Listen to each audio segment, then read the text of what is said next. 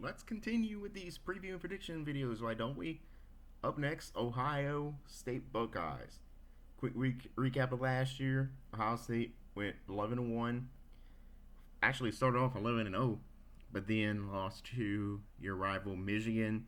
Of course, Michigan would go on to have an undefeated season, 15-0, won the national championship. We've already recapped this already. Ohio State, on the other hand, they forced to sit out the Big Ten title game. They also ended up not making the playoff, and they ended up going to a New Year's Six game. They lost to Missouri in a game in which offense was completely non-existent from both sides. Ohio State had already lost their transfers. Some people decided to sit out like they normally do, and it hurt Ohio State in the game a lot in the game. Now, one thing I will say about Ohio State before I get into what they have acquired and what they have lost. Ryan Day really needs to start coming up with some postseason success. He hasn't really had a lot of postseason success. He's only won one playoff game so far, and then he got blown out in that year's national title game. Of course, we all saw last year no, not last year, 2 years ago, he had his chance to beat Georgia, but they lost on the last kick. And then, of course, last year, nothing went right for him in the bowl game against Mizzou. I think Ohio State really needs to get to the next level. Maybe they do this year. I mean, yeah, the same things we're saying currently about Ryan Day, we're saying about Jim Harbaugh. And look what Jim Harbaugh pulled off last year. But I think Ohio State really needs to get into that next groove. Otherwise, they're going to be passed up quickly. I mean, look at Oklahoma. Oklahoma was that perennial playoff team, but they never got out of first gear. Look what happened. Eventually, Lincoln Riley got sick of it. He left for USC, and Oklahoma has kind of fallen off. Now, they sort of resurrected last year, but now they're in the SEC, so who knows what's going to happen with that. I think if Ohio State wants to avoid becoming the next Clemson or the next Oklahoma or the next Notre Dame, Ohio State really needs to start finding its postseason success. Now, on to what you've acquired and what you've lost. You are losing. We're going to start with the losses first. I don't know how to pronounce that first name. Jair, something like that. Brown. He's a defensive back. He's transferred to LSU. Julian Fleming, wide receiver. He's transferred to Penn State. You also have two key running back losses. Another weird name to pronounce. Dallin Hayden. He's going to Colorado. Chip Tranium, something like that. He leaves for Kentucky. And then Kyle McCord, your quarterback, he's transferred out to go to Syracuse. That's who you've lost in the transfer portal. In addition to those in the transfer portal, you also lost Michael Hall Jr., your defensive tackle, and Marvin Harrison Jr., who was your key wide receiver last year. So they are losing some major key pieces. However, they do also bring in some key pieces from the transfer portal, some of whom are going to be key from day one, and others who are going to be key in the future. Caleb Downs, he transfers in from Alabama. He's going to play safety. Will Howard, he's coming in from Kansas State. I wouldn't be surprised if he's the day one starter. Now, there is another transfer QB that we're going to get to in a second who eventually may win the job from Will Howard. But from day one, I would expect Will Howard to be the starter. You also get in Quinshawn Judkins, running back from Ole Miss. So that's going to help with the running back production you lost. Seth McLaughlin, he transfers in from Alabama. Now, how good is he actually going to be? We don't know. He kind of had a bunch of missed snaps in the Rose Bowl game. Now, some of it can be blamed on Jalen Milroe. Maybe Milroe didn't call a good snap in some cases, but a lot of the mishandled snaps, or really all those mishandled snaps we saw in the bowl game against Michigan last year from Alabama, that was called, that a lot had to do with Seth McLaughlin. Now, we don't know. Maybe with the change of environment, Seth McLaughlin thrives with Ohio State. Or maybe he just wasn't that great of a center, and that's why he had so many bad snaps. Either way, we're going to see what really was the problem when it came to those bad snaps in the Rose Bowl game. Or maybe it was just a one-time thing. We don't know. But you do get Seth McLaughlin from Alabama to be your O-lineman. That's another thing I forgot to mention, too. He's switching from center to O-line. So maybe not having to snap the ball going to help him. And the other QB you get in is Julian Sayin. Now, technically, he's listed as transfer portal because he had signed his commitment to Alabama. But then he left Alabama because after Saban had left, he joined a group of people who left the university for various schools. But you might as well have... He's a true freshman, is what I was trying to say there. I wouldn't be too surprised if he gets the job later in the season or next year. I wouldn't expect Julian Sayin to start immediately, though. I think he's going to need some time to set in, and that's why I would expect him to sit behind Will Howard. Now, in terms of new key pieces in the coaching staff, you keep Ryan Day, but to bolster the offense, you bring in Chip Kelly. He is known as an offensive mastermind. He helped bring up Marcus Mariota. He was a former Heisman winner. He coached the Philadelphia Eagles' dream team in the NFL, which included key pieces like Michael Vick.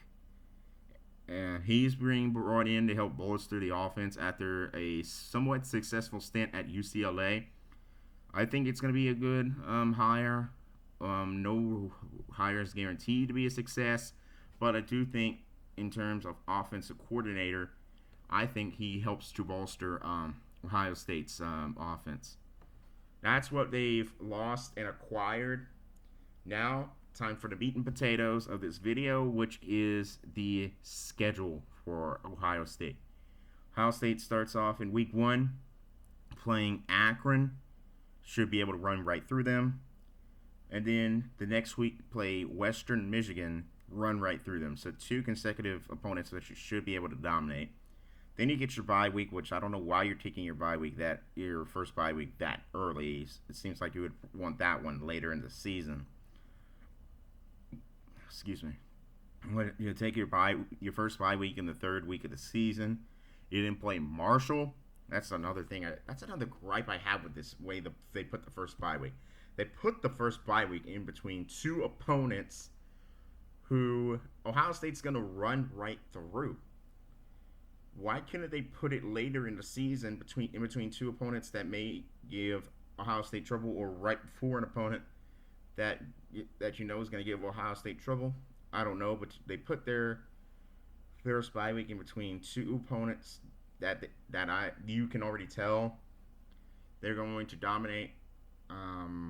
We'll see.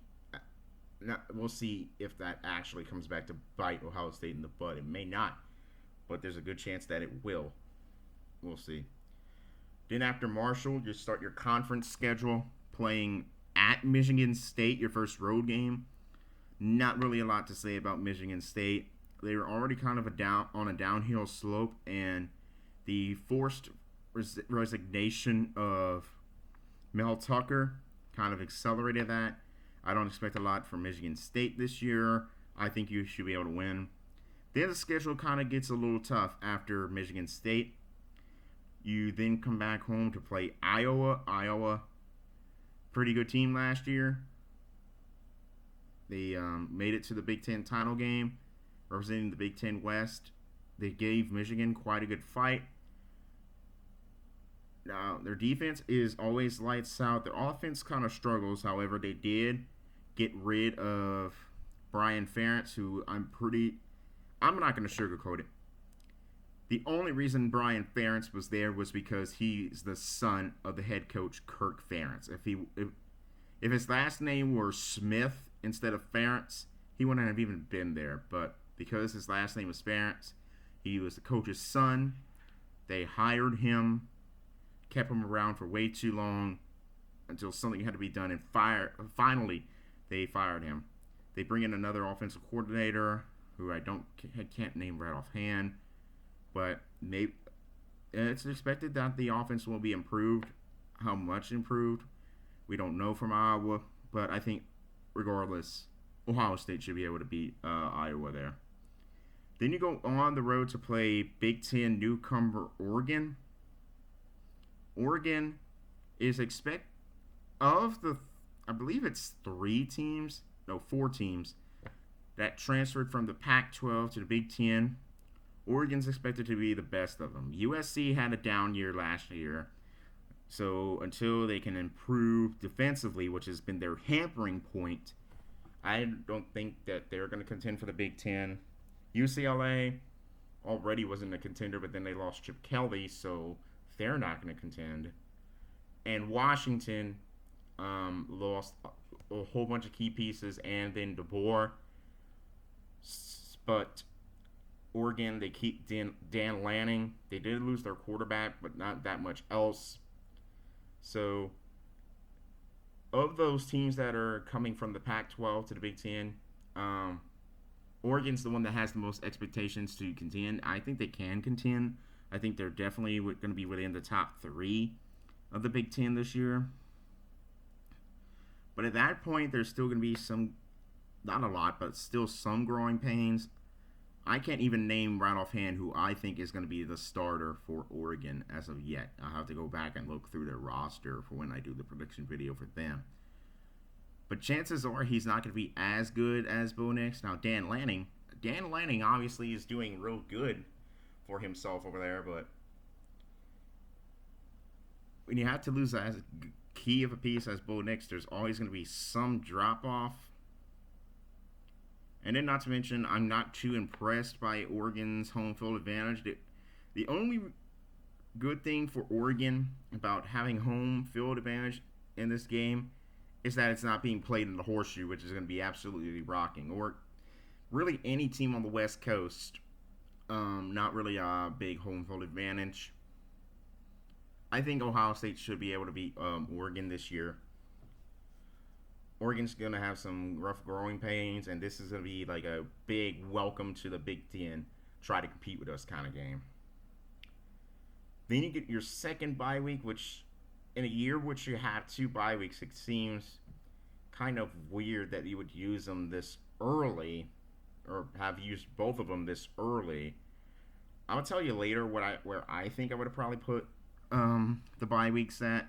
I like where this one's placed though, because if you would have to play Iowa, Oregon, Nebraska, and then Penn State in 4 consecutive games, that would be an almost difficult task, even though Iowa and Nebraska aren't really top of the Big Ten. Having it in that combination could really hamper Ohio State, but since the bye week splits that in half, I think you're going to have an easier time there. So I like the placement of the second bye week. Not really a fan of where they placed the first bye week. You get Nebraska as homecoming this year. I think you should be able to return to your ways of blowing people out that you probably are going to have early in the season. Nebraska, I think they're going to be better. They went 5-7 last year in their first year under Matt Rule. Matt Rule is usually known for gradual improvement, so I do think he improves them a little bit this year. But they're not going to be close to the top 10 of the Big Ten. Actually, I think they are within the top 10. I went to say top 5 and not top 10. I said 10 by accident, but I meant top 5. But I think you were able to beat Nebraska. Then you play probably your toughest game of the entire season. FB Schedules has Oregon ranked number 3 and Penn State ranked number 8. But I think Penn State's probably going to be the tougher game this year. I think Penn State they're more used to the Big Ten than Oregon is, and they're more used to you than Oregon is. So I think Penn State's probably the tougher game in this one. I really do not know where to pick with this game. I hope you don't mind if I come back to this game at the end of the video, because I know where the other games are going to go, but I don't really know right now what I think I'm going to pick Penn State. So I'm going to come back. I'm going to do the rare come back to that one and then pick from there. You didn't play Purdue. I think you should run through Purdue. They had a decent season in 2022, but nothing really to write home about in 2023. I think you should be able to run through them. Then you play Northwestern. Again, another team who had an improved year from 2023 than they had from 2022. But with all the Big Ten realignment, I don't really think Northwestern is going to be as good as they were last year. Probably going to not make a bowl game. I don't really expect from Northwestern. I think you should be able to run through them. Indiana, worst team in the Big Ten. I think you run right through them. Then you play your main rival, Michigan. Now, Michigan's on a 3-game winning streak with Ohio State. I think Michigan's going to be a lot worse than they were last year. I don't think they necessarily become the worst team in the Big Ten. But when you factor in so many players went to the NFL draft, you lose your starting quarterback. You lose a lot of your coaching staff. Jim Harbaugh's gone. I think Michigan's in for some rough transitional parts of the year. Now, by this point, things will probably be clicking together. So I don't think it's going to be as bad as it would be if you were playing them in the first part of the season. But I still think you beat Michigan. I said it in my Michigan preview that I think Michigan has 3 losses this year. I think they lose to Oregon. I think they lose to Texas. And I think they lose to Ohio State. I think Ohio State's just the much more put-together team. Ryan Day, I trust a lot more than Michigan's head coach, even though, look, Michigan's head coach last year went 6-0 as an interim head coach. Great. The problem is he did that with Jim Harbaugh's roster, and Jim Harbaugh was practically still the head coach for those games because he was still at practice running his offense and defense. The interim coach was really just a stand-in for Jim Harbaugh, and so now that he has to put together his own roster and his own philosophy, he's also never fully been a head coach before. I think you're able to sneak Michigan and win that one. So let's go back to the one I skipped for now because I'm having a lot of trouble deciding who to pick in the game. I'm going to go home field advantage. I think Penn State gets the win over Ohio State this year. So there you have it. I have Ohio State going 11-1 with their lone loss coming on the road at Penn State. Could that get Ohio State into the Big Ten title game? I think it does. I think Oregon probably goes 10-2. I think this year's Big Ten title game is going to be Ohio State versus Penn State. Not really a lot to scream for in the Big Ten this year. Michigan's down. With realignment, took away divisions, so that eliminates the former Big Ten West teams from being possible games for the Big Ten title game. And then all but one of the teams that came over from the Pac-12, USC, don't really expect them to contend for it. UCLA, don't expect them to contend for it. Washington, don't expect them to contend for it.